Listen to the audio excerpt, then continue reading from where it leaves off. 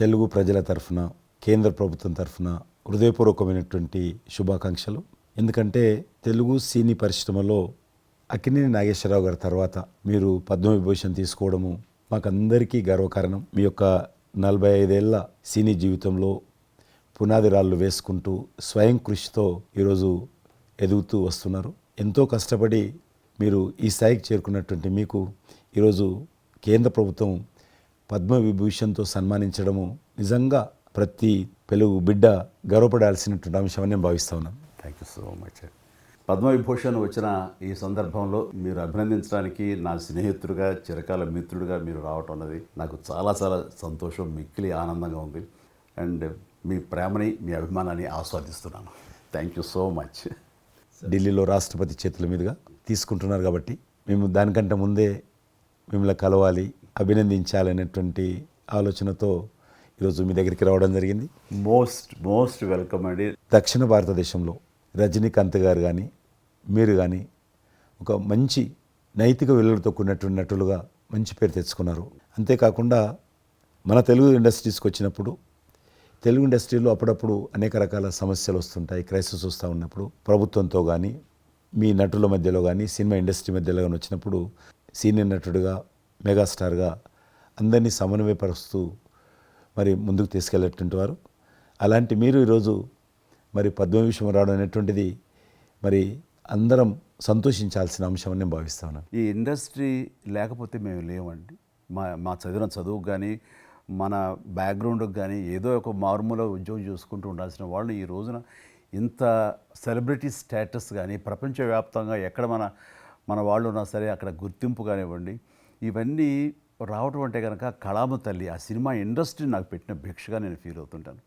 ఆ ఇండస్ట్రీ లేకపోతే ఏం లేదు. అందుకని ఇలాంటి ఇండస్ట్రీకి ప్రత్యుపకారంగా నేను ఏం చేయాలి, నాకు ఇంత స్థానం ఇచ్చిన ఇండస్ట్రీకి తిరిగి నేను ఏం ఇవ్వగలను అనేటటువంటి ఒక గ్రాటిట్యూడ్ నుంచి మొదలైందే. క్రైసిస్ వచ్చినప్పుడు నేనేదో నా భుజం కాయాలి, నా వంతు సహాయం చేయాలి అనేది ఆలోచన. ఒక ఇంటికి పెద్ద బిడ్డగా, పెద్ద కొడుకుగా ఆ ఇంటి కుటుంబ బాధ్యతలకి తన వంతు సహాయం ఎలా చేస్తాడో అలాగే నిర్వర్తించాలని ఉంటుంది. కానీ ప్రతిదానికి పెద్ద నేను అనేటువంటి బేసిదానికి మాత్రం పోవాలని కారణం ఒకటి అనుకుంటే మీరంటే అందరు యాక్సెప్టబిలిటీ ఉంటుంది. అది కూడా అది యాక్సెప్టబిలిటీ చిన్నవాళ్ళు కానీ పెద్దవాళ్ళు కానీ ఈ రంగం కానీ ఆ రంగం కానీ మీరు ఏదైనా ఒక మాట చెప్తే దాని మీద మీరు నిలబడతారు, మిగతా వాళ్ళు కూడా మీ మాట గౌరవం ఇస్తారు. అది కారణం నేను అనుకుంటాను. సినిమా రంగం నుంచి రాజకీయాలకు వచ్చి కూడా రాజకీయాలలో మీకంటూ ఒక ప్రత్యేక స్థానాన్ని సంపాదించుకున్నారు. మీరు కొత్త ఒరవడి రాజకీయాల్లో కూడా తీసుకురావడం జరిగింది. మీరు చేపట్టినటువంటి ప్రచార కార్యక్రమం కానీ మీకు వస్తున్నటువంటి స్పందన కానీ అద్భుతంగా మేమందరం ప్రతి కార్యక్రమాన్ని వేరే ప్రత్యామ్నాయ పార్టీలో ఉన్నప్పుడు కూడా మీ రాకను మేము గమనించే వాళ్ళము. మీరు చేస్తున్నటువంటి ప్రచారము, కొత్త ఒరవడి మీరు అద్భుతంగా చేశారు. ప్రాంతాలకు అతీతంగా మీకు స్పందన లభించింది, చాలామంది గెలిచొచ్చారు. ఒక ఆర్టిస్ట్గా నేను మంచి స్థితిలో ఉన్నప్పుడు రాజకీయాల్లోకి వెళ్ళాల్సినటువంటి ఒక పరిస్థితులు నెలకొన్నాయి. ఆ సమయంలో నేను ప్రజలకి ఏదో చెయ్యాలనే తప్పనే ప్రధానం తప్ప ఎలాంటి పొజిషన్స్ ఏమిటి దీని మీద నాకు దృష్టి లేదు. ఎందుకంటే అన్నిటికీ మించి ఉన్నతమైన స్థానాన్ని వాళ్ళ మనసులో వాళ్ళు ఇచ్చిన తర్వాత దానికి మించి నాకు ఏది కావాలి కోరిక లేదు నాకు. అయితే ఏదో చిన్న ఎత్తున మనకి తెలిసి మనకు అందుబాటులో ఉన్నటువంటి చారిటబుల్ ట్రస్ట్ ఇవి పెట్టి చేస్తాను, నేత్రదానం అని రక్తదానం అని చేస్తున్నాం. కానీ పెద్ద ఎత్తున చేసే అవకాశం భగవంతుడు ఇస్తే కనుక అది చిత్తశుద్ధితోటి నేను మనసావాచ కర్మేణ చెయ్యాలి అని ఆ రకంగా నా కృతజ్ఞత తీర్చుకోవాలని మాత్రం చూపించాలని మాత్రం నాకు ఎప్పుడు ఉంటుండేది. నాకు ఇప్పటికి జ్ఞాపకం ఉంటుంది.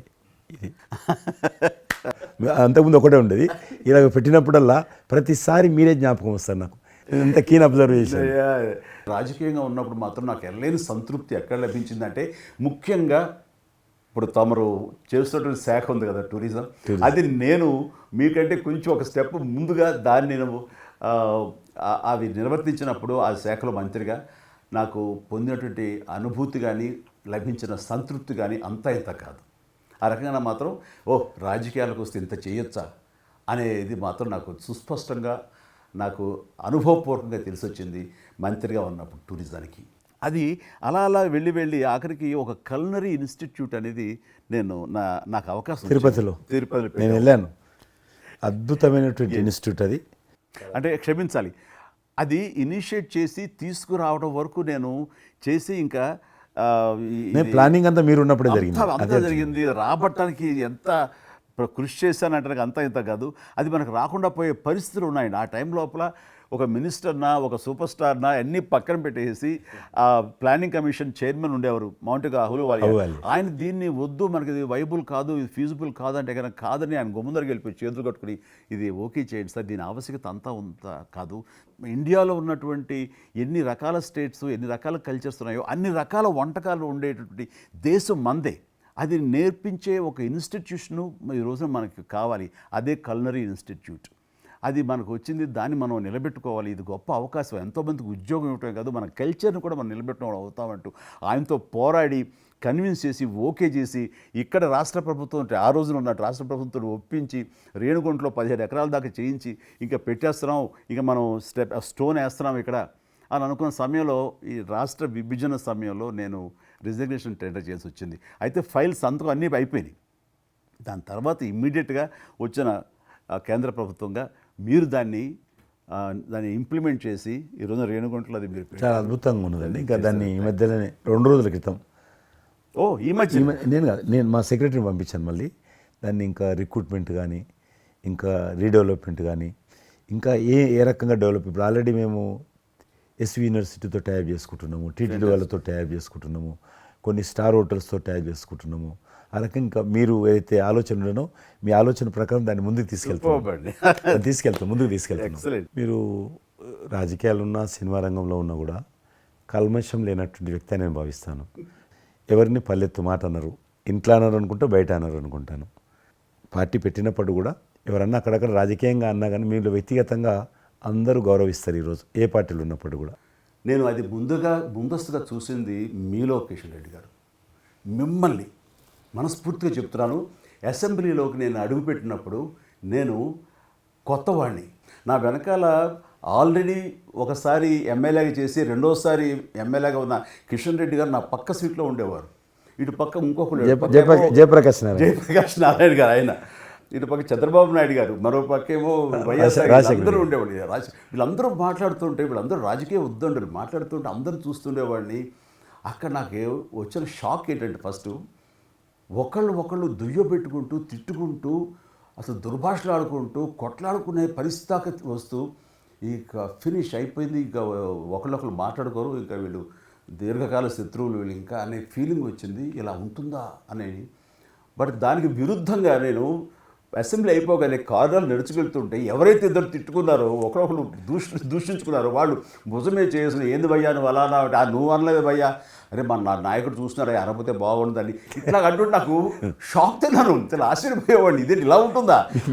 మీ సినిమా ఫీల్డ్ కంటే ఎక్కువ నటులు ఉంటారు, మీ సినిమా ఫీల్డ్ కంటే ఎక్కువ నటులు రాజకీయాల్లో ఉంటారేమో అలా అనిపిస్తుంది నాకు.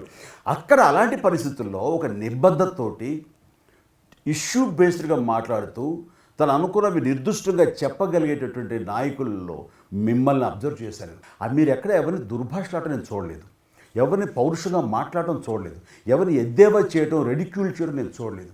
మీరు ఎంతసేపు ఇష్యూ బేస్డ్గా మాట్లాడేవాళ్ళు, స్ట్రాంగ్ వాయిస్ చేసుకుని మీరు అనుకున్నది అది ఎంత కరెక్టు, ఎలా అన్యాయం జరుగుతుంది అని ఆ ప్రజలకి మద్దతుగా ప్రజల తరపున నిలబడి మాట్లాడిన నాయకుడుగానే మిమ్మల్ని చూశాను. నేను ఇప్పటికీ అలాగనే ఉన్నాను. అవును, మా పార్టీలో ఉన్న కొంతమంది కానీ బయట ఉన్నటువంటి వాళ్ళు కానీ కొంత మీడియా విలేకరులు కానీ నువ్వు ఆ రకంగా మెత్తగుంటే లాభం లేదు, ఇప్పుడు రాజకీయాలలో నువ్వు కూడా పరుషంగా మాట్లాడాలి, వ్యక్తులను చాలా గట్టిగా మాట్లాడాలి అంటారు. కానీ నేను అదే అంటాను, నేను ఇప్పుడు మారలేను, నాకు అవసరం కూడా లేదు, నేను ఇలానే ఉంటాను. నేను గతంలో ఏ రకమైనటువంటి వాజ్పేయి గారు, లాల్ కృష్ణ అద్వానీ గారు, మా తెలంగాణలో మా వి రామారావు గారు, వెంకయ్యనాయుడు గారు, దత్తాత్రేయ, ఇదంతా నాకు నేర్పారు వాళ్ళు. నేను చిన్నగా ఉన్నప్పుడు నా చేయి పట్టుకొని నడిపారు వాళ్ళు. కాబట్టి నేను ఏ రోజు కూడా చిన్న పొరపాటు చేయకూడదనేటువంటి దాంట్లో ఉన్నాను. నేను ఎప్పుడన్నా రాస్తారోకో చేసేవాళ్ళం. రాస్తారోకే మాకు వి రామారావు గారని సిక్కిం గవర్నర్ ఉండే ఎమ్మెల్సీ, ఆయన వెంటనే ఫోన్ చేసేవాడు. నువ్వు ఎక్కడన్నా పోతున్నప్పుడు ఎవరన్నా రాస్తారోకే చేస్తే ఒక 2-3 గంటలు ట్రాఫిక్ జామ్ అయితే నీకెంత బాధ అవుతుంది.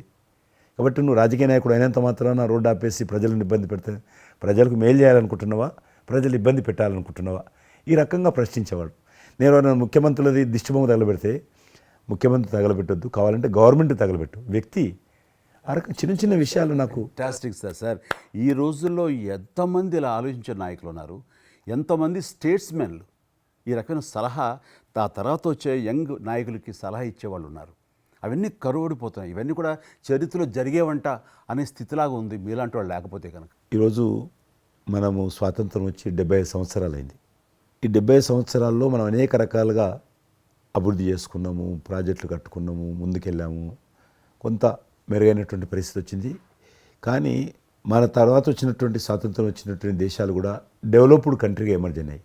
మనం ఇంకా డెవలపింగ్ కంట్రీ, అభివృద్ధి చెందిన దేశంగా ఎదగలేదు. కానీ దురదృష్టం ఏంటంటే మనకు టార్గెట్ పెట్టుకోలే.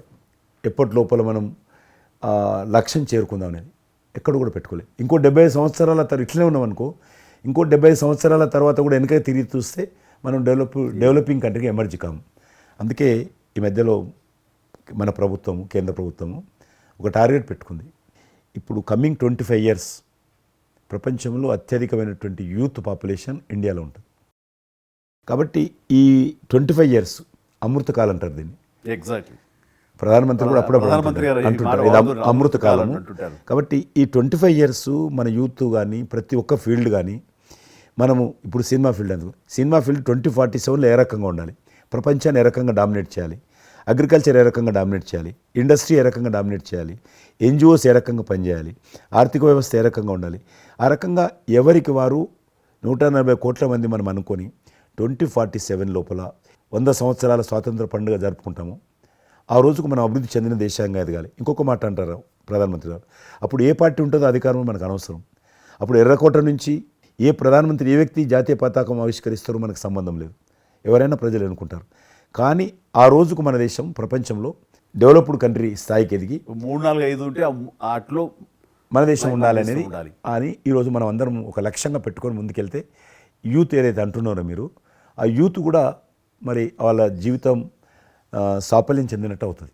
ఇప్పుడు డెవలప్డ్ కంట్రీస్లో మనది ఆర్థికంగా చూసుకుంటే కనుక ఆర్థిక వ్యవస్థగా మనది 5వ కంట్రీగా డెవలప్ అయింది. లార్జెస్ట్ ఎకానమీ ఈ మధ్య కాలంలో, ఈ మధ్య సంవత్సరాల్లో, ఒక దశాబ్ద కాలం లోపల. ఇప్పుడు వచ్చే 5 సంవత్సరాల్లో మనం థర్డ్ ప్లేస్ చేరుతాం. ఇప్పుడు యూకే లాంటి మనల్ని పరిపాలించి మన ఆక్రమించుకొని పరిపాలించినటువంటి బ్రిటన్ కూడా వెనకకి నెట్టేసి 5వ స్థానానికి వచ్చేసి వచ్చేటువంటి 5 సంవత్సరాల్లో ఖచ్చితంగా మనం 3వ స్థానంలోకి లార్జెస్ట్ ఎకానమీ కంట్రీగా మనం ఎమర్జ్ అవుతాం. 100%. అవన్నీ ఇప్పుడు జరుగుతున్నటువంటి ఈ యొక్క డెవలప్మెంట్స్, ఈ ఆర్థిక సంస్కరణలు ఇవన్నీ చూస్తుంటే ఖచ్చితంగా ఆ రోజు ఎంతో దూరం లేదు మీరు చెప్పినట్లుగా. మీ తెలిసి ఈ మధ్యలో G20 సమావేశాలు నిర్వహించినప్పుడు నేను మీతోటే మాట్లాడాను. శ్రీనగర్ అంటే ఎట్లా ఉండనో పరిస్థితి తెలుసు. ఈ టూరిజం మినిస్ట్రీకి 4 మీటింగ్లు అవుతాయి. ఒక మీటింగ్ అక్కడ పెట్టాలని నిర్ణయించుకున్నప్పుడు ప్రధానమంత్రి అన్నారు, సినిమా ఫీల్డ్ మీద చర్చించండి. ఎందుకంటే సినిమా ఫీల్డ్ ఎక్కువగా షూటింగ్లు చేసేవాళ్ళు. మేము చిన్నగా ఉన్నప్పుడు జమ్మూ కాశ్మీర్ వెళ్ళలేదు ఎవరం కూడా. కానీ దేశంలో ఉన్నటువంటి కోట్లాది మంది కాశ్మీర్ అందాలను చూశారు సినిమాల కారణంగా. ఎవరు పోలేదు అక్కడికి, కానీ చూశారు. కాబట్టి ఆ సినిమా ఫీల్డ్కి సంబంధించినటువంటి సెషన్ పెట్టాలి మీరని చెప్పి ప్రధానమంత్రి గారు చెప్పి ఆయన ఆదేశించిన తర్వాత ఈ సినిమా ఫీల్డ్కి సంబంధించి అన్ని దేశాలకు సంబంధించినటువంటి ప్రముఖులందరినీ కూడా ఆహ్వానించాం. అప్పుడు మేము మీటింగ్ పెట్టాలంటే పాకిస్తాన్ అన్ని దేశాలకు లెటర్స్ రాసింది, చైనా లెటర్స్ రాసింది, టెర్రరిస్ట్ ఆర్గనైజేషన్స్ అన్నీ కూడా హెచ్చరించాయి. జమ్మూ కాశ్మీర్కి వస్తే Kashmir is a disputed place అది, కాబట్టి ఎవరు రావద్దు, వస్తే మాత్రము ఏమైనా అవుతే మాకు సంబంధం లేదని పాకిస్తాన్ కూడా అందరూ హెచ్చరించారు. బట్ ప్రైమ్ మినిస్టర్ చెప్పాడు, ఎట్టి పరిస్థితుల్లో మీటింగ్ పెట్టి తీరాలి, నువ్వు నాకు అనవసరం, నీకేం కావాలో నేను అన్ని ఏర్పాటు చేస్తాను. ఆ తర్వాత నేను మీతో మాట్లాడి ఆ రోజు అప్పుడే కాశ్మీరు అనగానే మీరు కాశ్మీరు లోయల్లో కన్యాకుమారి ఇలాంటి సాంగ్స్ ఎన్నో మాకు గుర్తుకొచ్చినాయి. అలాంటిది మళ్ళీ మీరు మీ పార్టిసిపేషను ఉంటే బాగుంటుంది అనుకున్నప్పుడు ఆ టైంలో నేను రాలేని పరిస్థితిలో రామ్ చరణ్ వస్తే బాగుంటుంది. అతను RRR సినిమా ఆస్కార్ అవార్డు తోటి తను మంచి ఆస్కార్ అవార్డు వచ్చింది, బాగుంటుంది ప్రధానమంత్రి గారు చెప్పాను. అప్పుడు అందరూ ఫారినర్స్ డెలిగేట్స్ అందరూ కూడా ఏ సినిమా సాంగ్ అది నాటు సినిమా డాన్స్ చేశారు అక్కడ. ఎవరు మన కొరియన్ మినిస్టర్.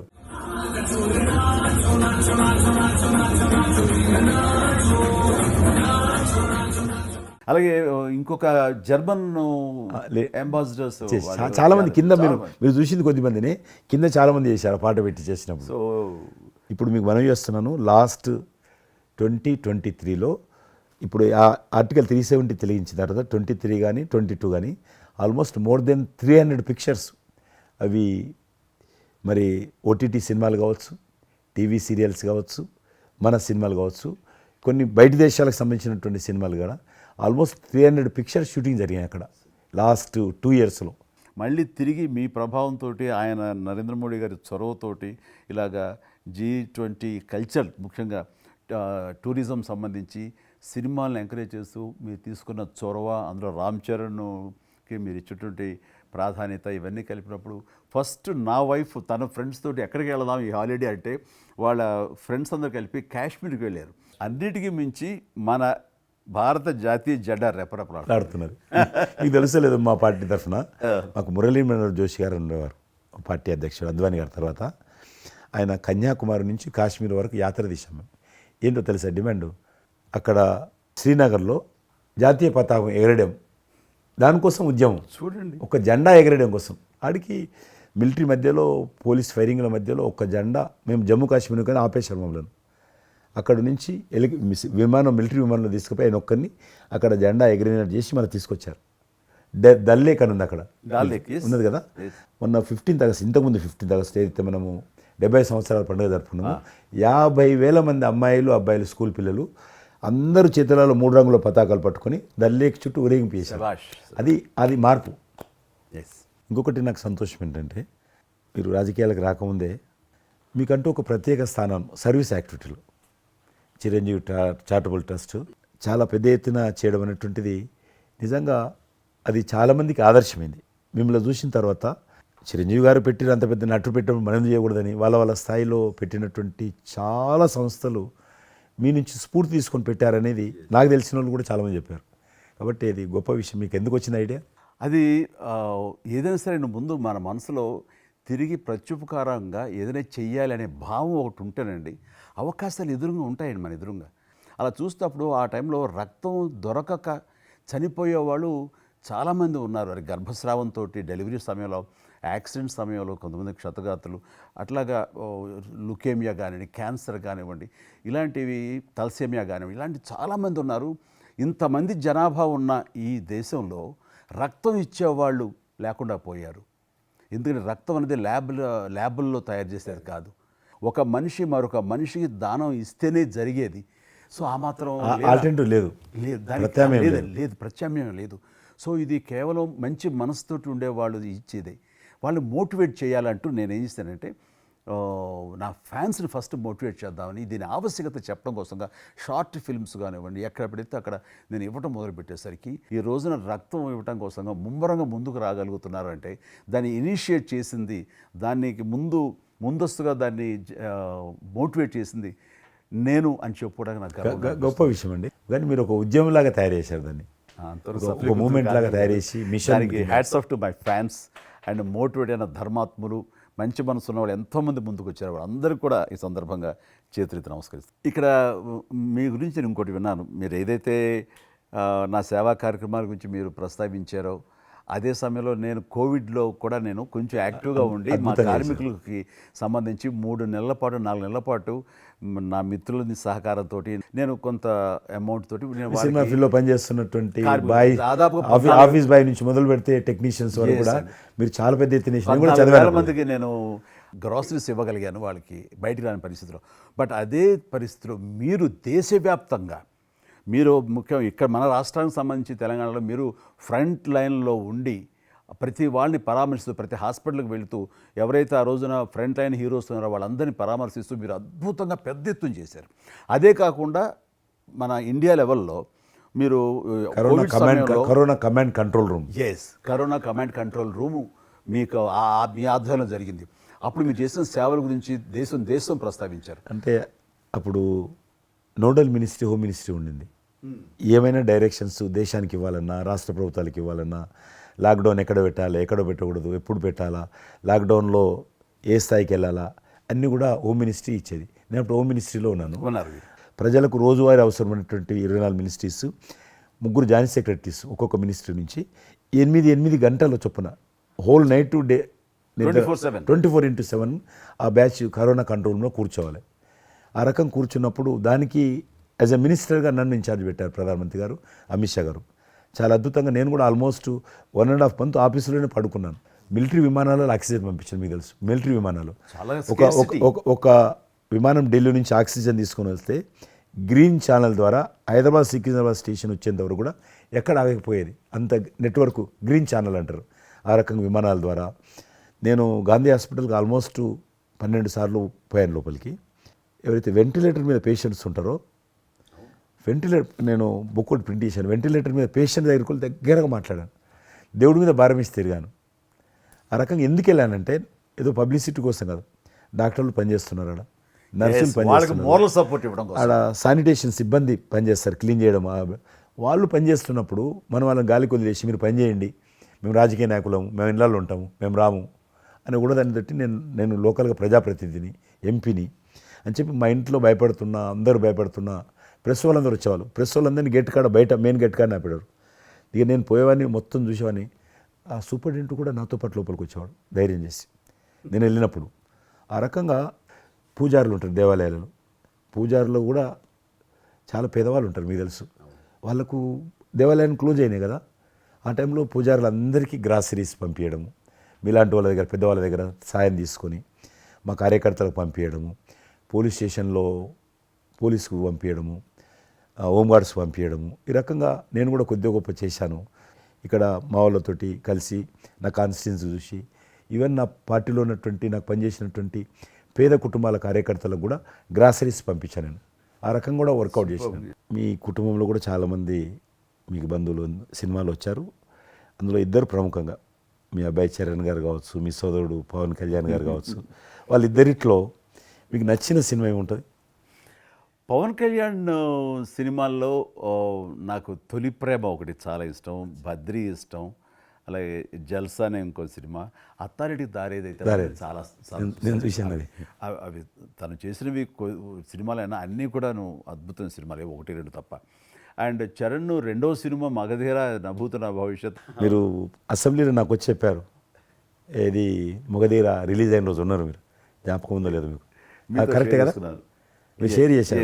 చాలా బాగా నడుస్తుంది మా అబ్బాయిది, మంచి అదే టైం సార్ మీరు అసెంబ్లీలో కూడా చెప్పారు మాకు, మామూలుగా మాట్లాడుతున్నారు. మగధీర చాలా అద్భుతంగా వచ్చింది, చిరంజీవి అని మీరు ఎంత సంతోషపడిపోయారో. మీకు రాజకీయంగా మీ తదనంతరం లేదా మీతో పాటు మీ బంధుగణంలో కానీ మీ బంధువులో కానీ మీరు ఎంకరేజ్ చేసే మీ శిష్య వర్గంలో కానీ ఎవరైనా ఉన్నారా? అంటే నేను మా కుటుంబం నుంచి ఎవరిని ప్రోత్సహించలేను. ఎవరన్నా ఇష్టం ఉంటే వాళ్ళు రావాలి ఫ్యూచర్లో, నేను ప్రోత్సహించలే ఎవరిని కూడా. నాకు పార్టీలో గ్రూప్ అంటూ లేదు, అందరూ పార్టీ కార్యకర్తలందరూ నా గ్రూపే, పార్టీయే నా జెండా. ఆ రకంగా నేను ఎవరిని వ్యక్తిగతంగా నా మనిషిని ప్రోత్సహించుకోవడము, లేకపోతే మా కుటుంబ సభ్యులను ప్రోత్సహించడం అనేటువంటిది, ఎవరైనా రాజకీయాలు అంటే వాళ్ళ స్వేచ్ఛ, మనం బలవంతంగా తీసుకొచ్చి నిలబెట్టారు అనేది నేను జనాలు కూడా అనుకోలేదు ఇప్పటివరకు అయితే. ఈ ఫ్యూచర్ ఏమైతే చెప్పలేను ఇప్పటికైతే. మీరు ఒక గ్రూపు, నా కార్యకర్తలు నా గ్రూప్ అని మీరు అంటే నాకు ఒక విజువల్, ఒక ఫోటోగ్రాఫ్ గుర్తుకొస్తుంది. మీరు వైట్ హౌస్ ముందు మీరు కొంతమంది కార్యకర్తలు అలా ఉన్నారు, కానీ వాళ్ళు నిశ్చితంగా చూస్తే నరేంద్ర మోడీ గారు ఉన్నారు ఆ టైంలో కూడా. మీకు అప్పటి నుంచి కూడా నరేంద్ర మోడీ గారితో సత్సంబంధాలు ఉండేవా? అద్వానీ గారు ప్రెసిడెంట్ ఉన్నప్పుడు 1994లో నేను అప్పుడు యూత్ వింగ్లో పనిచేస్తున్నాను. American council of young political leaders, అది యుఎస్ గవర్నమెంట్ ఏజెన్సీ. వాళ్ళు ఏం చేసేవాళ్ళంటే కొన్ని ముఖ్యమైనటువంటి దేశాల నుంచి అప్పుడప్పుడు యూత్ డెలిగేషన్, పొలిటికల్ పార్టీకి సంబంధించినటువంటి యూత్ డెలిగేషన్, యంగ్ లీడర్స్ అంటారు, యంగ్ లీడర్స్ని పిలిచి మా దేశం ఏ రకంగా అభివృద్ధి చెందుతుందో మీరందరూ చూసి మీరు మీ దేశాల్లో మాకు దేశం గురించి ప్రచారం చేయాలి, వాళ్ళ కాన్సెప్ట్ అది. అద్వానీ గారు ముగ్గురిని సెలెక్ట్ చేశారు. నన్ను హైదరాబాద్ నుంచి, తెలంగాణ ఉమ్మడి రాష్ట్రం ఆంధ్రప్రదేశ్ నుంచి, కర్ణాటక నుంచి అనంత్ కుమార్ అని చనిపోయారు, మినిస్టర్ ఉండేవాడు, సివిల్ ఏవియేషన్ మినిస్టర్ ఉండేవాడు, కల్చర్ మినిస్టర్, ఆయన చనిపోయారు మధ్యలోనే. అక్కడ గుజరాత్లో ఆర్గని పార్టీకి సెక్రటరీ ఉండేవాడు నరేంద్ర మోడీ గారు, అప్పుడు మినిస్టర్ కాదు ఇంకా మా ముగ్గురిని సెలెక్ట్ చేసి ఢిల్లీకి పిలిచాడు. పిలిచి ఇట్లా మీరు పార్టీ తరఫున పోవాలి అని చెప్పి, నన్ను కూడా నువ్వు పోవాలన్నప్పుడు నాకు పాస్పోర్ట్ లేదు, నాకు చాలా చిన్న ఏజీ, ఫ్లైట్లో మొదటిసారి పోయినా నేను. తొందర రమ్మంటే మా పార్టీ ఫ్లైట్ టికెట్ ఇస్తే పోయాను. మాట్లాడినాక వారు చెప్పారు మీరు ముగ్గురు అని కూర్చున్నాక ఇంటి ముందోటి కటింగ్ షాప్ ఉంది. నరేంద్ర మోడీ గారి గడ్డ ఉంది, నాకు గడ్డ ఉంది, చిన్నోని మీరు ఇద్దరు క్లీన్ షేవింగ్ చేసుకురా ఉన్నాడు. నరేంద్ర మోడీ ఇంటి మా అమ్మ పోయిన క్లీన్ నాకు చూపించాలని వాళ్ళు వచ్చి వాళ్ళు పోయి క్లీన్ షేవింగ్ చేసుకొని నరేంద్ర మోడీ గారు మేము ఇద్దరం, ఎందుకంటే అయినా మీరు పార్టీ రిప్రజెంట్ చేయడం లేదు, మీరు ఇండియాని రిప్రజెంట్ చేస్తున్నారు, టైంకి రావాలా, టైం పోవాలని చెప్పి మమ్మల్ని పంపించిన తర్వాత నరేంద్ర మోడీ గారు మీరు చూడండి ఆ ఫోటోలో ఆయన సంఖ్య బ్యాగ్ ఉంటుంది. ఆ బ్యాగులో పుస్తకము పెన్ ఉంటుంది. మేము రాజులాగా పుస్తకం లేదు, పెన్ లేదు, మేము పోతుంటే అందులో భాగంగానే వైట్ హౌస్ లోపల రాణించేవాళ్ళు చాలా దూరంకి వెళ్ళి, కానీ చూపించేవాళ్ళు బయట ఉండే కొంత అమెరికా ఇది వైట్ హౌస్ అక్కడ కనిపిస్తుంది, అందులో అది ప్రెసిడెంట్ రూము, ఇక్కడ కనిపిస్తుంది కిచెను, ఇది కాన్ఫరెన్స్ హాలు. బయట నుంచి అందరు చెప్పేటోళ్ళు చాలామంది ఉండేవాళ్ళు. అదే నేను చూసి గైడర్స్, టూరిస్ట్ గైడ్స్ ఉంటారు కదా, వాళ్ళు చాలామంది అక్కడ పోతే చెప్పేవాళ్ళు. ఆ రకంగా అక్కడ దిగినటువంటి ఫోటో అది. ఎందుకు రిలీజ్ చేశానంటే ప్రధానమంత్రి గారు అయిన తర్వాత నాకు ఫోన్ చేశాడు, కిషన్ ఏమన్నా మీ దగ్గర ఫోటోలు ఉన్నాయా? ఆయన దగ్గర లేవు పాపం. ఓకే, నాకు ఫోన్ చేశాడు. నేను ఎమ్మెల్యే క్వార్టర్స్లో అవన్నీ ఫోటోలు తీసినాక ఇంత కట్ట ఉండే కానీ అన్నీ అంటుకొని ఒకటి మనకు తెలియదు కదా, మొత్తం పాడైపోయినాయి. 8 ఫోటోలు దొరికినాయి. అందులో ఏదో ఒకటి దొరికింది, బోటు థమ్స్అప్ తాగుతూ, అప్పుడు థమ్స్అప్ తాగొద్దని కూడా తెలియదు, ఇది మల్టీనేషనల్ కంపెనీ అటువంటి ఏం లేదు అప్పుడు. బోట్ నడిపిస్తున్న ఫోటో ఇవన్నీ కూడా కొన్ని దొరికితే పంపించాను. ఆయన ఏ వైట్ హౌస్ ముందు అయితే నేను ఫోటో దిగాను గేట్ కాడ, ఈరోజు అదే వైట్ హౌస్ ఆహ్వానం మేరకు వైట్ హౌస్ లోపలికి వెళ్తున్నానని ఆ ఫోటో రిలీజ్ చేశాడు. Excellent experience. ప్రైమ్ మినిస్టర్ ఆ ఫోటో అప్పుడు బయటకు ఆ ఫోటో బయటకు వచ్చింది. ఆ రోజు ప్రైమ్ మినిస్టర్ గారు అయిన తర్వాత అమెరికాకి వెళ్తున్న రోజు రిలీజ్ చేసిన ఫోటో అది. మీరు మాకు ఒక మాట ఇచ్చారు, మీరు మన ఆఫీస్ ఏదైతుందో టూరిజం ఆఫీసు ఢిల్లీలో నేను వస్తాను, మన ఇద్దరం ఒకసారి ఎందామని అన్నారు. కానీ మీ ఒత్తిడి కారణంగా మన ఒత్తిడి కారణంగా జరగలేదు.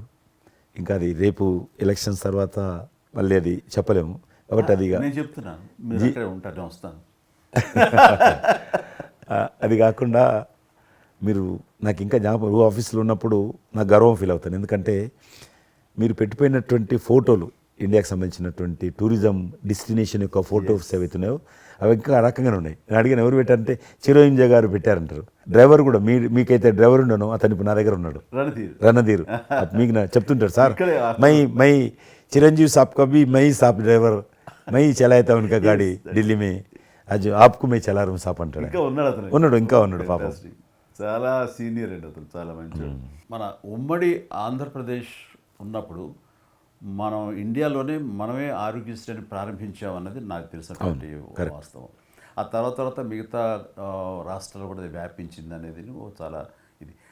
అలాంటి ఆరోగ్యశ్రీకి కిషన్ రెడ్డి గారే ఆద్యులు, అంకురార్పణ చేసిన వాళ్ళు అని బయట బాగా వినికిడి ఉంది. ఆ తర్వాత ప్రభుత్వాలు పికప్ చేసాయి. అది ఎందుకు, ఎలాగా, అది మీరు ఎట్లా ఇనిషియేట్ చేశారు ఆరోగ్యశ్రీ అనేది? 2004 నేను ఎమ్మెల్యే అయినప్పుడు పేరున్న మందకృష్ణ మాదిక్ గారు, ఆయన వాళ్ళకి సంబంధించినటువంటి ఎస్సీ వర్గీకరణ మీద పోరాటం చేస్తూనే సామాజిక సమస్యల మీద కూడా పోరాటం చేసేవారు. దివ్యాంగులకు పెన్షన్ పెంచాలని ఆయన తిరుగుతున్నప్పుడు ఈ అనేక జిల్లాలలో గుండె జబ్బులు ఉన్నటువంటి పిల్లలు జన్మించేవాళ్ళు. వాళ్ళకు ఆ రోజు ఒక ఆపరేషన్ చేయాలంటే 10 లక్షలు, 12 లక్షలు, 13 లక్షలు అయ్యేది. పేదవాళ్ళకి అది అవకాశం ఉండేది కాదు. చాలామంది చనిపోయేవాళ్ళు కూడా. అప్పుడు రాజశేఖర రెడ్డి గారు ముఖ్యమంత్రిగా ఉన్నారు. మేము ట్యాంక్ బండ్ కింద అంబేద్కర్ భవనం ఉంది, అక్కడ మీటింగ్ పెట్టుకున్నాము. ఒక 3000 మంది పసిపిల్లలు వాళ్ళ తల్లిదండ్రులు వచ్చారు. మీటింగ్ అయినాక ఆ మీటింగ్లోనే ఒక అబ్బాయి చనిపోయాడు. ఇప్పుడు ఏం చేయాలి ప్రాబ్లం? సేమ్ అబ్బాయి అంతే వచ్చాడు, చిన్న పసిబాబు అందే వచ్చాడు, అబ్బాయి చనిపోయాడు. మేము ఏం చేసినాం, నేను మందకృష్ణ గారు కలిసి, నేను కూడా ఉద్యమానికి వెళ్ళాను. ఆ అబ్బాయి డెడ్ బాడీ పట్టుకొని అంబేద్కర్ ట్యాంక్ బండ్ నుంచి అంబేద్కర్ విగ్రహం దగ్గరకు వచ్చాం. మాతో పాటు ఆ పసిపిల్లలందరినీ తీసుకొచ్చాం, 3000 మంది పసిపిల్లలు. అంబేద్కర్ విగ్రహం ట్యాంక్ బండ్ అంబేద్కర్ విగ్రహం మొత్తం ఆ పిల్లలు వాళ్ళ తల్లిదండ్రులు కూర్చున్నాం, డెడ్ బాడీ పెట్టుకొని కూర్చున్నాం. ఎట్టి పరిస్థితుల్లో రాష్ట్ర ప్రభుత్వము వీళ్ళందరికీ కూడా ఉచితంగా చిన్నపిల్లలందరూ కూడా ఆపరేషన్ చేయించాలి, ప్రైవేట్ హాస్పిటల్లో కానీ ఎక్కడైనా వాళ్ళ ఇష్టం చేయించాలి, వీళ్ళ ప్రాణాలు కాపాడాలని డిమాండ్ తోటి కూర్చున్నాం. 11 గంటలకు కూర్చున్న తర్వాత రాజశేఖర రెడ్డి గారు దురదృష్టం ఆ రోజు ఢిల్లీకి వెళ్ళిపోయాడు. ఢిల్లీలో ఉన్నాడు. బట్ ఢిల్లీ నుంచే ఫోన్లో మాట్లాడాను నేను. మాట్లాడి నేను తర్వాత ఆలోచిస్తాం, మీరు అట్లా చేయొద్దు, ఎందుకంటే మమ్మల్ని లాఠీ చేయడానికి వీలేదు, పసిపిల్లలు, గుండె జబ్బులు ఉన్న పిల్లలు, మమ్మల్ని నెట్టేయడానికి వీలేదు పోలీసులు కూడా విచిత్రమైన పరిస్థితి, ఆందోళన, ఉద్యమం చేస్తున్నాం మేము, చాలా డెడ్ బాడీ పెట్టుకొని ఉన్నాం, ఏం చేయాలో పోలీసులకు తోచది. ముఖ్యమంత్రి గారు అన్నప్పుడు రాజశేఖర్ గారు మా మెడ మీద కత్తి పెట్టి మీరు ఈ రకంగా దబాయిస్తున్నారు, ఏమని అనుకోండి సార్, మీరు కృష్ణ గారు చాలా గట్టిగా ఉన్నారు, ఏమని అనుకోండి, మీరు ఎట్టి పరిస్థితుల్లో ఇది చేయాలని చెప్పి మేమిద్దరం కదలలే. రాత్రి ఆల్మోస్ట్ 10 o'clock మళ్ళీ ముఖ్యమంత్రి గారు ఫోన్ చేసి మీరు మాట చెప్పడం కాదు, ఆర్డర్ రావాలను. వీళ్ళందరికీ ఫస్ట్ మేము రాష్ట్ర ప్రభుత్వం తరఫున గుండె జబ్బులు ఉన్నటువంటి పిల్లలందరికీ ఎంత డబ్బు అయినా ఖర్చు అయినా సరే మేము ఆపరేషన్ చేయిస్తానని చెప్పి ఢిల్లీ నుంచి మాట ఇచ్చి ఆర్డర్ తీసి మా చేతులు పెట్టినాక మేము పిల్లలందరినీ తీసుకొని వెళ్ళిపోయినాం, ఫస్ట్ పిల్లలు వాళ్ళ తల్లిదండ్రులు. ఆ తర్వాత మళ్ళీ ముఖ్యమంత్రి గారు వచ్చిన తర్వాత మళ్ళీ మీటింగ్ పిలిచాడు మమ్మల్ని. పిలిచి ఈ రకంగా చేయడం తప్పు, మీరు నన్ను బెదిరించారు, బ్లాక్మెయిల్ చేశారు, ఆర్డర్ చేశారు, ఏమని అనుకోసారి మేము ప్రజల పిల్లల ప్రాణాలు కాపాడడం కోసం చేశాను తప్ప మీకు వ్యతిరేకంగా కాదు, ఇంకొకరు కాదు. అందులో బాబు చనిపోయాడు. తర్వాత ముఖ్యమంత్రి ఆలోచన చేసి డాక్టర్లను పిలిచి ఎట్లా చేద్దాము, అప్పుడు సర్వే చేయించాడు. వాళ్ళు గ్రామ పంచాయతీలో సర్వే చేస్తే 2 లక్షల మంది పిల్లలు ఉన్నారు ఒక్క ఆంధ్రప్రదేశ్లోనే. ఉభయ రాష్ట్రాల్లో గుండెకు జబ్బు హోల్ ఉండి పుట్టినటువంటి వాళ్ళు 2 లక్షల మంది పిల్లలు ఉన్నారు. ఇంతమందికి నేను ఎట్లా చేస్తా అది దాని మళ్ళీ సర్వే వచ్చిన తర్వాత వెరిఫికేషన్ వచ్చిన లిస్ట్ తీశాడు, అంచనా వచ్చిన తర్వాత అప్పుడు ఆయన ఇన్సూరెన్స్ ఏదైనా చేద్దామా అని, ఆయన డాక్టర్ కదా ఒరిజినల్గా, ఆయన డాక్టర్ వృత్తి చదువుకున్నది MBBS అయినా, ఆయనకి ఈ విషయం బాగా తెలుసు కాబట్టి ఏం చేద్దామని ఆలోచన చేసి అప్పుడు ఇన్సూరెన్స్ పథకం ఆ పిల్లల కారణంగా, గుండె జబ్బులు ఉన్నటువంటి పిల్లల కారణంగా ఆ 2 లక్షల మందికి పిల్లలు ఇన్సూరెన్స్ చేయాలన్న వచ్చినటువంటి ఆలోచనే ఈ ఆరోగ్యశ్రీ పథకం. అలా మీరు ఇనిషియేట్ చేసినటువంటి ఈ ఆరోగ్యశ్రీ కానివ్వండి, ఇది నిజంగా ఇలాంటి సామాజిక స్పృహ అనేది రాజకీయంగా ఆలోచిస్తే వచ్చేది కాదండి. ఇది మానవతా విలువలతోటి మానవత్వంతో ఆలోచించారు కాబట్టి ఈ రోజున అది సఫలీకృతం కాగలిగింది. భారతదేశంలోనే అది ఒక అందరూ ఆచరించేటువంటి గొప్ప పథకం అయింది. అది ఎంతమంది లబ్ధి పొందుతారో వాళ్ళందరూ బ్లెస్సింగ్స్ మీకు ఉండాలి. అసెంబ్లీలో ఉండగా నాకు ఒక రిప్రజెంటేషన్ ఇచ్చారు. ఈ హోమ్ గార్డ్స్ గురించి మీరు తీసుకున్న శ్రద్ధ ఆహ్వానించిన మీరు పడ్డ తపన కానీ అంతా ఇంత కాదు. అండ్ అది మీరు ఈ రోజున వాళ్ళకి ఏదైనా లబ్ధి చేకూరిందంటే దానికి కూడా నాంది పలికిన వాడు కిషన్ రెడ్డి గారు. 3,000 జీతం ఉండే సార్ వాళ్ళకు కుటుంబము. వాళ్ళు 12 గంటలు 13 గంటలు 14 గంటలు ఇప్పుడు ట్రాఫిక్ చేస్తుంటారు కదా, వాళ్ళు 12 గంటలు దుమ్ము ధూళి ఎండలో వాళ్ళు ఇట్లా ఏలు పెడితే మొత్తం మన చేయి నల్లగా అవుతుంది, అంత మట్టి కాలుష్యంతో ఉంటారు వాళ్ళు. రోజు వాళ్ళు ఇచ్చే బట్టలు తెల్ల షర్ట్ వేసుకోవాలి, వాళ్ళు కాకి ప్యాంట్ వేసుకోవాలి. ఉదయం వేసుకునే షర్టు 2 గంటలలో కలర్ మారిపోతుంది. మనం ఇచ్చేటువంటి 3,000 రూపాయలు అలా డ్రెస్ ఉతకడానికే సరిపోతుండే.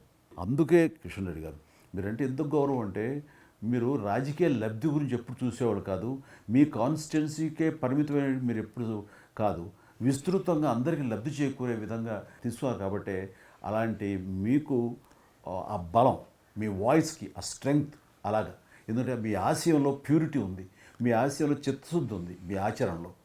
కాబట్టి మీలాంటి నాయకుల వల్లనే అవుతుంది ఏదైనా సరే. జనవరి 22 నాడు నేను టీవీలో చూశాను, నేను మీరు అయోధ్యలో రామమందిర నిర్మాణంలో మీ దగ్గర కెమెరాలు పెట్టడము, మీరు కామెంట్ చెప్పడము, మిమ్మల్ని పిలవడము, మీరు పోవడము, మీరు ఆ రోజు టీవీలో దేశమంతా అన్ని టీవీలు మాట్లాడాయి. మీకు మీరు ఏ రకంగా ఫీల్ అనిపించింది మీకు? అది హనుమాన్ని ప్రార్థించే ఆయన మా కులదైవంగా చూసిన మాకు రామచంద్రుడు ఆ నామమే మాకు ఒక రకమైన గొప్ప స్ఫూర్తి మాకు. అలాంటి రాముడు మమ్మల్ని ఆహ్వానించినట్టుగా అనిపించిందండి. అది అక్కడ 500 సంవత్సరాలుగా ఎన్నో ఇక్కడ ఉన్నటువంటి ప్రాబ్లం అనేది అది సునాయాసంగా చేయటం అన్నది అది ఆయన వల్లనే అయ్యింది, నరేంద్ర మోడీ గారు తలుచుకోబట్టి అయ్యింది అనేది. అలాంటి దానికి మేము ఆహ్వానించబడటం అనేది అది మేము చూసుకున్న అదృష్టం, పుణ్యం. చాలామంది అందరము భయపడ్డాం ఏమైపోతుందో, దేశంలో గొడవలు అయితే మత కళాలు జరుగుతుందేమో. కానీ అదృశ్యం ఏంటంటే ముస్లింలు కూడా చాలామంది సానుకూలంగా. ఇక్కడ నేను ఒక విషయం చెప్పాలి, నేను రామ మందిరం నుంచి నా హోటల్ ఉంది అక్కడ. ఆ హోటల్కి వెళ్ళడానికి నేను కారు హైర్ చేసుకున్నాను మా ఫ్యామిలీ. అది ముస్లిం డ్రైవర్. సో ఈ రోజున ఇంత కాంట్రవర్షియల్ ఈ ప్లేస్లో ఈ రోజున టెంపుల్ కట్టడంపై మీరందరూ ఎక్కడో కొంత అసంతృప్తితో ఉండుంటారు కదంటే, కాదండి, ఈ రోజు నుంచి మా టెన్షన్ రిలీవ్ అయిపోయింది, మేము చాలా రక్షణతో ఉన్నామన్న ఫీలింగ్ ఉంది. ఎంత హిందూ కాన్వర్జేషన్ అండి. ఇక్కడ 144 సెక్షన్ ప్రివేల్ అవుతూ ఏ రోజున ఏం గొడవలు జరుగుతాయి, ఎక్కడి నుంచి ఏ ఘర్షణలు జరుగుతాయి, స్కూల్కి వెళ్ళి మా బిడ్డలు వస్తారా వెళ్తారా అనే టెన్షన్లో ఉండేవాళ్ళం మేమంతా. అండ్ అలాంటి ఘర్షణలో వాళ్ళు ముస్లిమ్సా లేకపోతే హిందూస్ అని ఏం చూడరు కదండి, వారు అందరూ సఫరర్సే. అలాంటి పరిస్థితులు ఇప్పుడు నెలకొన్న సమయంలో ఎలాంటి గొడవలు లేకుండా ముందు ఒక నిర్ణయం తీసేసుకున్నారు. ఎస్, రామ మందిరం కట్టేసారు, అయిపోయింది. ఇక్కడి నుంచి లిఫ్ట్ చేసేసారు 144 సెక్షన్, ఇంకేం లేదు, అన్నీ సజావుగా సాగిపోతాయంటే మాకు సెక్యూరిటీ ఫీలింగ్ వచ్చింది, మా బిడ్డలకు రక్షణగా ఉంది, మాకు ఇంకేమీ కాదన్న భరోసా వచ్చింది మాకు. వీఆర్ సో హ్యాపీ అని ఒక ముస్లిం సోదరుడు అన్నారు. ఇప్పుడు అదే మీరు ప్రస్తావిస్తున్నారు. ఇప్పుడు చాలామంది ముస్లిమ్స్ వెళ్తున్నారు చూడడానికి, దర్శనం చేసుకోవడానికి. ఒక అమ్మాయి అయితే బాంబే నుంచి నడుచుకుంటూ వచ్చింది, 22nd చేరుకుంది అక్కడ అమ్మాయి. ఓకే, నేను ఉన్నాను వెనకనే ధైర్యాన్ని ఇచ్చినటువంటి మన ప్రధాని గారు, ఈ భారత ప్రభుత్వం ఇవన్నీ కలిపి దోహదపడ్డాయి. అందుకని ఆయన ఒక మాట అన్నారు అయోధ్య టైంలో, మొన్నటిదాకా టెంట్లో రాముని చూసాం, ఇంకా రాముడికి ఆ పరిస్థితి లేదు, ఆయన ఒక పర్మనెంట్ స్ట్రక్చర్లో ఉంటాడు అని అన్నప్పుడు అందరూ మంచి రెస్పాన్స్ ఇచ్చారు, బాగా రెస్పాండ్ అయ్యారు. అట్లాగా ఈ రోజున ఆయన తీసుకున్న ప్రతి కార్యక్రమం కూడాను ఒక మత సామరస్యాన్ని సూచిస్తుంది. దానికి నేను ఒక విషయం కూడా చెప్తాను, మీరు చెప్పారు కదా, నేను ఎలక్షన్ ప్రచారానికి 2019లో కానీ అంత ముందుగానే వెళ్ళేవాడిని. డిఫరెంట్ రీజన్స్ మా పార్టీకి సంబంధించి కావచ్చు, ఇతరత్ర కావచ్చు. మేము వెళ్తున్నప్పుడు ముస్లిం సమాజాన్ని బస్తీలు కూడా వస్తాయి కొన్ని, మేము ఎంత మైకులు పెట్టుకొని డ్రమ్ కొట్టుకుంటూ పోయినా కూడా ఒక్కరు కూడా బయటకు వచ్చేవాళ్ళు కాదు. ఇప్పుడు పరిస్థితి త్రిపుల్ తలాక్ అని ఒకటి ఉండేది, అది ముస్లింలో ఒక సాంప్రదాయం. అది ఏదైనా భర్త కోపం వచ్చినా 3 సార్లు తలాక్ అంటే ఆడబిడ్డ ఇంటి నుంచి వెళ్ళిపోవాలి. 3 సార్లు అంటే తలాక్ అంటే వెళ్ళిపోవాలి. అయితే దాన్ని మోడీ గారు త్రిపుల్ తలాక్ సిస్టాన్ని చట్టం చేసి ఇది చేయడానికి వీల్లేదు, ముస్లిం మహిళలకు కూడా హక్కులు ఉంటాయి అని చెప్పి ఆయన చేశాడు. అప్పుడు కూడా చాలామంది భయపెట్టించారు, మత కళాలు జరుగుతాయి, అట్లా వేయొద్దు, నువ్వు ముస్లిం పర్సనల్ విషయాల్లో మీరు జోక్యం చేసుకుంటున్నారంటే ఆయన చాలా వివరంగా చెప్పాడు. ఈరోజు నువ్వు ఒక భర్తగా నీ భార్యకు తలాక్ అని ఇచ్చేసి పంపించేస్తున్నావు. రేపు నువ్వు తండ్రి అవుతావు, తండ్రి అయిన తర్వాత కూడా మీ అల్లుడు నీ కూతురుకు తాకని విడాకులు ఇచ్చి పంపిస్తే అప్పుడు నువ్వు ఎంత బాధపడతావు?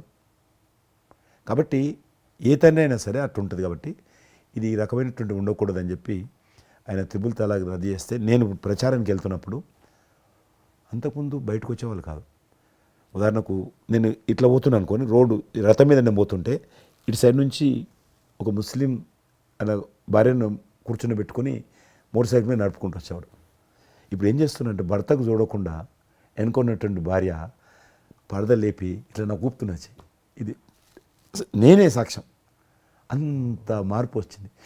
కట్టన్స్ ఓపెన్ చేసి బస్తీలలో ఇళ్ళ ముందుకు వెళ్తుంటే ముస్లిం ఆడబిడ్డలు వచ్చి, మాతృమూర్తులు వచ్చి, తల్లులు వచ్చి చేతులు ఊపుతున్నారంటే నిజంగా సంతోషం. అంటే ఆడబిడ్డలో 10 కోట్ల మంది ముస్లిం ఆడబిడ్డలు ఈ దేశంలో, కానీ అది రావడంతో వాళ్ళకు ధైర్యం వచ్చింది, వ్యతిరేకత లేకుండా ఏ ప్రొటెస్ట్ లేదు. అదే ఫస్ట్ ఆఫ్ ఆల్ విజయం. కాబట్టి ఈరోజు ఆ రకంగా మీరు చెప్పిన దాన్ని బట్టి వాతావరణం మార్పు వచ్చింది. ఈరోజు మత కళాలు లేవు, కర్ఫ్యూలు లేవు. హైదరాబాద్లో ఎన్ని గొడవలు జరుగుతుండే, ఒక్క గొడవ లేదు అక్కడ. బాంబేలో, యూపీలో ఎక్కడ చూసినా మత కళాలు ఉండేది. ఈరోజు ఆల్మోస్ట్ 98% కమ్యూనల్ క్లాసెస్ అయిపోయినాయి. ఎక్కడ కూడా కర్ఫ్యూ అనలేదు. దేశంలో ఎక్కడో దగ్గర కొన్ని నగరాలలో కర్ఫ్యూ ఉంటుండేది, కొన్ని నగరాల్లో మత కళాలు జరుగుతుండేది. ఎక్కడో ఒక దగ్గర యూపీలోనూ, మధ్యప్రదేశ్లోనూ, మహారాష్ట్రలోనూ, ఇప్పుడు బీహార్లోనూ ఎక్కడ లేదు. ఈవెన్ జమ్మూ కాశ్మీర్ లాంటి రాష్ట్రంలో కూడా 144 సెక్షన్ లేనటువంటి పరిస్థితి ఉన్నది. మీరు వేయచ్చా అంటున్నారు కదా, అద్భుతంగా ఉంది మాట. అది నరేంద్ర మోడీ గారు చాలా విజనరీగా ఆ రకంగా చేశారు. చాలా సంతోషం కృష్ణారెడ్డి గారు, మీరు నన్ను అభినందించడానికి అవార్డు తీసుకుంటున్న సమయంలో ఆ పురస్కరించుకుని మీరు వచ్చినందుకు, నన్ను అభినందించినందుకు ధన్యవాదాలు తెలియజేస్తూ, మీతో ఇంతసేపు సంభాషించడంలో ఎన్నెన్నో విషయాలు తెలుసుకున్నాను, నాకు అనుభవపూర్వకంగా తెలిసినవి మీతో పంచుకున్నాను. అండ్ మీలాంటి నాయకులు రావాలి, ఉండాలి, మరి ఎంతోమందికి ఇన్స్పిరేషన్గా ఉండాలి. మీ ఆశయాలు, మీ ఆచరణలు, మీ సమస్య పరిష్కార మార్గాలు, అలాగే మీ నాయకుల యొక్క ఆయన ఆశయాలు, ఆయన యొక్క మార్గదర్శకంగా మీ ముందుండి మిమ్మల్ని ముందు నడిపించే విధంగా, తద్వారా అందరూ కలిసి భారతదేశాన్ని మీరు చెప్తున్నట్టుగా అభివృద్ధి చెందిన దేశాల్లో ఒక దేశంగా పెట్టే స్థితికి మనం వెళ్ళాలనే ఆశాభావం మీ అందరితో పాటు నాకు ఉంది. అండ్ మరొకసారి మీకు ధన్యవాదాలు. తప్పకుండా మీరు జీవితంలో ఇంకా మరెన్నో మెట్లెక్కాలి. ఇంకా మీకు మంచి భవిష్యత్తు ఉంది. ఇటు సినిమా రంగానికి సేవ చేయాలి, అటు సమాజంలో కూడా సేవ చేసేటువంటి అనేక రకాల, సమాజం అంటే ఒక రాజకీయాలే కాదు, అనేక రకాలుగా మీరు చేస్తూ ఉన్నారు ఇప్పటికీ. కాబట్టి రేపు భగవంతుడు ఏం చేస్తారు ఎవరి చేతుల్లో లేదు. కాబట్టి మీరు నిండా నూరేళ్ళు ఉండి ఈ దేశానికి, ఈ ప్రజలకు సేవ చేయాలని నేను మనస్ఫూర్తిగా కోరుకుంటూ, మరొకసారి పద్మవిభూషణ్ అందుకుంటున్న సందర్భంగా మీరు నా హృదయపూర్వకమైనటువంటి శుభాకాంక్షలు. Thank you. అలాగే మీకు ఈ ఎన్నికలు విజయవంతం కావాలని మనస్ఫూర్తిగా కోరుకుంటూ, ఖచ్చితంగా మీరు మళ్ళీ ఏ మినిస్ట్రీలో ఉంటారో, ఎక్కడ ఉంటారో అనేది నాకు మన చేతుల్లో లేదు. తెలుస్తుంది. అండ్ వచ్చి మిమ్మల్ని అలా కలుస్తాను నేను ఇచ్చిన మాట ప్రకారం. ఆల్ ద వెరీ బెస్ట్ అండి. Good luck.